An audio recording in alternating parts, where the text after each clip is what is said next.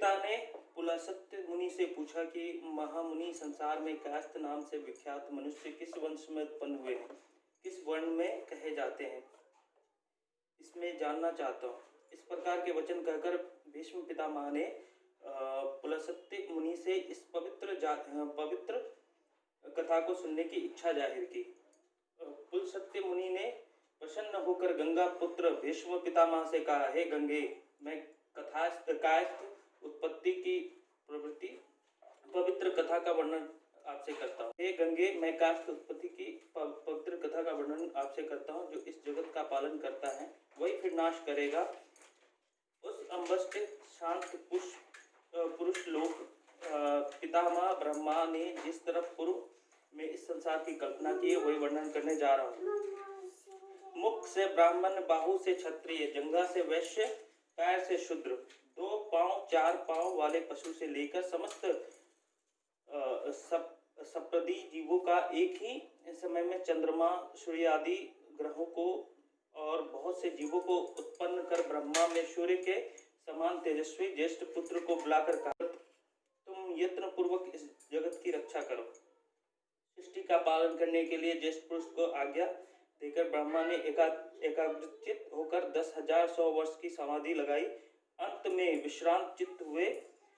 तदुपरांत उस ब्रह्मा के शरीर से बड़ी भुजाओं वाले श्याम वर्ण, कमलवत तुल्य गर्दन, चक्रवत तेजस्वी, अति बुद्धिमान, हाथ में कलम दबात लिए तेजस्वी, अति सुंदर विचित्रांग, स्थिर नेत्र वाले एक पुरुष अव्यक्त जन्मा, जो ब्रह्मा के शरीर से उत्पन्न हुए।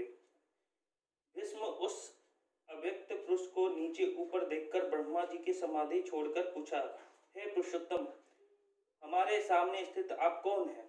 ब्रह्मा का यह वचन सुनकर वह पुरुष बोला, हे विधे, मैं आप ही के शरीर से उत्पन्न हुआ हूँ, इसमें कंचित मात्र भी संदेह नहीं है। हे तात, अब आप मेरा नामकरण करने योग्य हैं, सो करिए और मेरे योग्य कार्य भी कहिए। यह वाक्य सुनकर ब्रह्मा जी निज शरीर रज पुरुष से हंसकर प्रसन्न मुद्रा में बोले कि मेरे शरीर से तुम उत्पन्न हुए हो, इससे तुम्हारी काष्ठ संज्ञा है और पृथ्वी पर चित्रगुप्त तुम्हारा नाम विख्यात होगा। हे वत्स धर्मराज की यमपुरी धर्म वितार के लिए तुम्हारा निश्चित निवास होगा। हे पुत्र, अपने वर्ण में जो उचित धर्म है उसका विधि पूर्वक पालन करो और संतान उत्पन्न करो। इस प्रकार ब्रह्मा जी भार युक्त वर को देकर अंतर ध्यान हो गए। श्री पुलस्त्य मुनि ने कहा, हे कुरुवंश के वृद्धि करने वाले भीष्म, चित्रगुप्त से जो प्रजा उत्पन्न हुई है उसका भी वर्णन करता हूँ, सुनिए। चित्रगुप्त का प्रथम विवाह सूर्य नारायण के बड़े पुत्र श्रद्धा देवी मुनि की कन्या नंदनी एरावती से हुआ। इसके 4 पुत्र उत्पन्न हुए। प्रथम भानु, जिसका नाम धर्मध्वज है, जिससे श्रीवास्तव कायस्थ वंश बेल को जन्म दिया।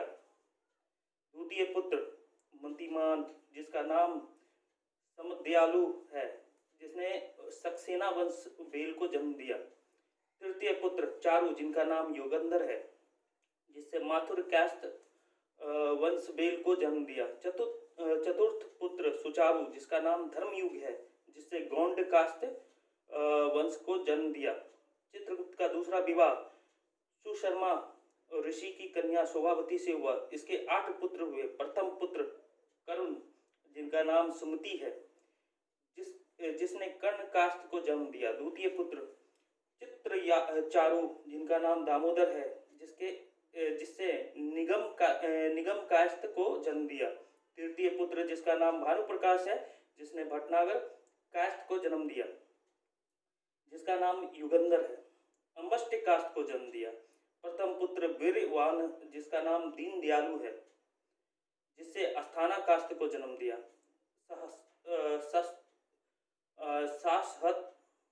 सासम पुत्र जितेंद्रिय, जिनका नाम सदानंद है, जिनके कुल श्रेष्ठ कायस्थ को जन्म दिया। पुत्र विश्वानु, जिनका नाम राघव राम है, जिसने वाल्मीकि कायस्थ को जन्म दिया। हे महामुनि, चित्रगुप्त से उत्पन्न सभी पुत्र सभी शास्त्रों में निपुण उत्पन्न हुए। धर्माधर्म को जानने वाले महामुनि चित्रगुप्त के ने सभी पुत्रों को पृथ्वी पर भेजा और साधना की शिक्षा दी और कहा कि तुम्हें देवताओं का पूजन, पितारों का श्राद्ध तथा तपर्ण ब्राह्मणों का पालन पोषण और सदैव अभ्यागतों को यत्न पूर्वक श्रद्धा करनी चाहिए। हे पुत्र, तीनों लोगों के हित के लिए यत्न कर धर्म की कामना करने महर्षि मर्दिनी देवी का पूजा अवश्य करें, जो प्रकृति रूप से माया चंड मुंड का नाश करने वाली सभी सिद्धियों को देने वाली हैं। उसका पूजन करें, जिससे प्रभाव से देवता लोग भी सिद्धियों को पाकर स्वर्ग लोक को गए और स्वर्ग के अधिकार को पाकर सदैव यज्ञ में भाग लेते हुए ऐसी देवी के लिए सब उत्तम मिष्ठानी संपन्न करो, जिससे वह चंडिका देवी देवताओं को भांति तुमको भी सिद्ध देने वाली होवे। और वैष्णव धर्म का अवलंबन कर मेरे वाक्य का प्रतिपालन करो। सभी पुत्रों को आज्ञा देकर चित्रगुप्त स्वर्ग लोक चले गए। स्वर्ग जाकर चित्रगुप्त धर्मराज के अधिकार में स्थित हुए। हे भीष्म, इस प्रकार चित्रगुप्त की उत्पत्ति मैंने आपसे कही। अब मैं उन लोगों की विचित्र इतिहास और चित्रगुप्त का जैसा प्रभाव उत्पन्न हुआ सो भी कहता हूँ। श्री पुलसत्य मुनि बोले कि धर्माधर्म को जानते हुए नित्य पाप क्रम में रात पृथ्वी पर सौदास नामक राजा पैदा हुआ। उस पापी दुराचारी तथा धर्म कर्म से रहित राजा ने जिस प्रकार स्वर्ग में जाकर पुण्य के फल को भोग किया, वह कथा सुना रहा हूँ। राजनीति को नहीं जानते हुए राजा ने अपने राज्य में ढिंडोरा पिटवा दिया कि दान, धर्म, हवन, श्राद्ध, तर्पण, अतिथियों का सत्कार, जप नियम तथा तपस्या का साधन मेरे राज्य में कोई ना करे। देवी आदि की भक्ति में तत्पर वहां के निवासी ब्राह्मण लोग उस राज्य को छोड़ वहीं से अन्य राज्यों में चले गए। जो रह गए यज्ञ, हवन, श्रद्धा तथा तर्पण कभी नहीं करते थे। हे गंगा पुत्र, तब से उसके राज्य में कोई यज्ञ, हवन आदि पुण्य कर्म नहीं कर पाता था। इस प्रकार पुण्य उस राज्य से बाहर हो गए। जो रह गए यज्ञ, हवन, श्रद्धा तथा तर्पण कभी नहीं करते थे। हे गंगा पुत्र, तब से उसके राज्य में कोई यज्ञ, हवन आदि पुण्य कर्म नहीं हो पाता था। उस समय पुण्य उस राज्य से ही बाहर हो गया। ब्राह्मण तथा अन्य वर्ण के लोग नाश करने लगे। अब आपको इस दुष्ट राजा कर्म का फल सुनाता हूँ। हे भीष्म, कार्तिक शुक्ल पक्ष की उत्तम तिथि द्वितीय को पवित्र होकर सभी कास्त्र चित्रगुप्त का पूजन करते हैं। वे भक्ति भाव से परिपूर्ण होकर धूपादि आदि कर रहे देव योग से राजा सौदास्य भी घूमता हुआ वहां पहुंचा और पागल होकर पूछने लगा कि यह किसका पूजन कर रहे हो। तब वे लोग बोले कि राजन, हम लोग चित्रगुप्त की शुभ पूजा कर रहे हैं। यह सुनकर राजा सौदास्य ने कहा कि मैं भी चित्रगुप्त की पूजा करूंगा। यह कहकर सौदास्य ने विधि पूर्वक स्नानादि कर मन से चित्रगुप्त की पूजा की। इस भक्ति युक्त पूजा करने से उसी क्षण राजा सौदास्य पाप रहित होकर स्वर्ग चला गया। इस प्रकार चित्रगुप्त का प्रभावशाली इतिहास मैंने आपसे कहा। आप अब हे तृप्त श्रेष्ठ, और क्या सुनने की आपकी इच्छा है? यह सुनकर भीष्म पिता ने महर्षि पुलसत्य मुनि से कहा, हे विपिंद्र, किस विधि से वहां उस राजा सौदास्य ने चित्रगुप्त का पूजन किया, जिसके प्रभाव से वह मुनि राजा सौदास्य स्वर्ग लोक की ओर चला गया? श्री पुलसत्य मुनि जी बोले, हे भीष्म, चित्रगुप्त के पूजन के संपूर्ण विधि में आपसे कह रहा हूँ। घृत से बने निवेद, ऋतुफल, चंदन, पुष्प, रीप तथा अनेक प्रकार की निवेद, रेशमी और विचित्र वस्त्र से मेरी शंख, मृदंग और डिमडिम अनेक बाजे का भक्ति भाव से प्रतिपूर्ण होकर पूजन करे। हे विद्वान नवीन, कलश लाकर जल से पति पूर्ण कर उस पर शक्कर भरा कटोरा रखे और पूर्व पूजन कर ब्राह्मण को दान देवे। पूजन का मंत्र भी इस प्रकार पढ़े, दबात कलम और हाथ में खल्ली लेकर पृथ्वी पे घूमने वाले चित्रगुप्त आपके नमस्कार है। चित्रगुप्त, आप काष्ठ जाति में उत्पन्न होकर लेखकों को अक्षर प्रदान करते हैं, जिससे आपके लिखने की जीविका दी है। आप उनका पालन करते हैं, इसलिए मुझे भी शांति। हे राजेंद्र, कुरुवंश को बढ़ाने वाले भीष्म, इन मंत्रों के संकल्प पूर्वक चित्रगुप्त का पूजन करना चाहिए। उस प्रकार राजा सौदास्य ने भक्ति भाव से पूजन कर निज राज्य का शासन करता हुआ कुछ समय में मृत्यु को प्राप्त हुआ। हे भारत, यमदूत राजा सौदास को भयानक यमलोक में ले गए। चित्रगुप्त ने यमराज से पूछा कि यह दुराचारी पाप कर्मठ सौदास राजा है जिसने अपनी प्रजा से पाप कर्म करवाया है।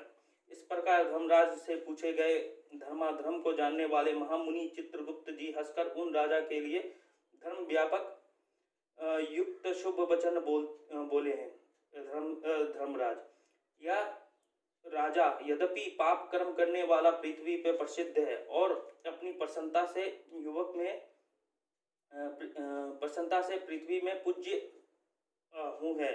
स्वामिनी, आपने ही मुझे वह वर दिया है।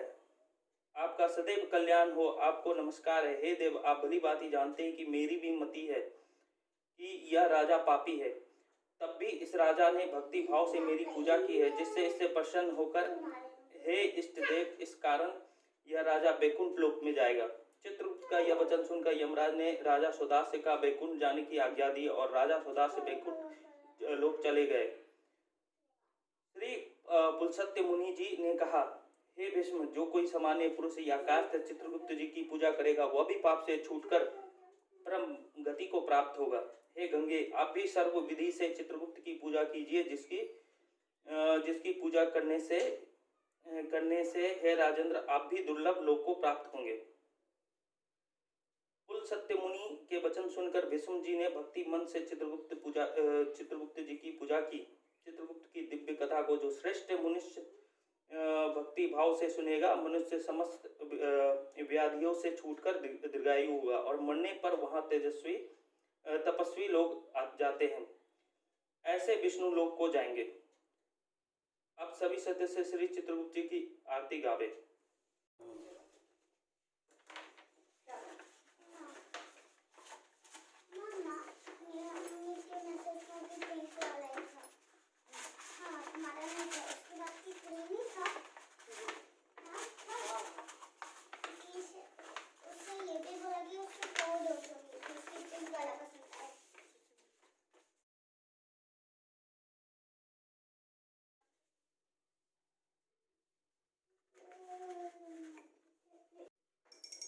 जय चित्रगुप्त यमीश तव शरणागतम शरणागतम, जय पूज्य पदेश्वर तव शरणागतम शरणागतम, जय देव दयानिधे, जय दीन बंधु कृपानिधे, कर्मेश तव धर्मेश तव शरणागतम शरणागतम, जय चित्र अवतारी प्रभो, जय लेखनी धारी विभो, जय श्याम तन चित्रेश तव शरणागतम शरणागतम, पुरुषादि भगवत अंश, जय कास्ते कुल अवंत जय, जय शक्ति बुद्धि विशेष तव शरणागतम शरणागतम, जय विज्ञ मंत्री धर्म के ज्ञाता शुभाशुभ कर्म के, जय शांतिमय न्यायेश तब शरणागतम शरणागतम, तब नाद नाम प्रताप से छूट जाए भय त्रय ताप से, हो दूर सर्व कलेश तब शरणागतम शरणागतम, हो दीन अनुरागी हरि चाहे दया दृष्टि तेरी, कीजे कृपा करुणेश तब शरणागतम